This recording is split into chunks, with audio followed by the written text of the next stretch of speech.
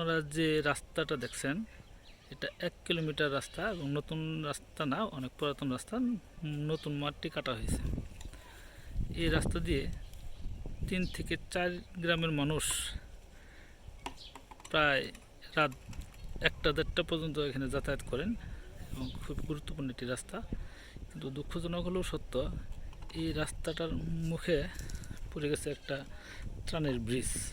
তো ব্রিজ পড়া নেই যদিও, ব্রিজের অবশিষ্ট অংশ, যেটা বর্ধিতাংশ বলে, একদম উত্তর মাথার একটা অংশ। এই অংশটুকু যদি যথাযথ কর্তৃপক্ষ ভেঙে দিতেন তাহলে মানুষের যাতায়াত ব্যবস্থার সুন্দর হতো এবং নির্বিঘ্ন হতো।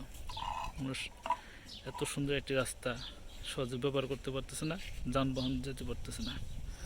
আর এই অংশটুকু ভেঙে দিলে ব্রিজের কোনো ক্ষতি হবে না, আর ব্রিজটাও জনস্বার্থের এবং রাস্তাটাও জনস্বার্থের। সুতরাং জনস্বার্থের চিন্তা করে এই রাস্তার মুখের অংশটুকু ভেঙে দেওয়া যেতে পারে।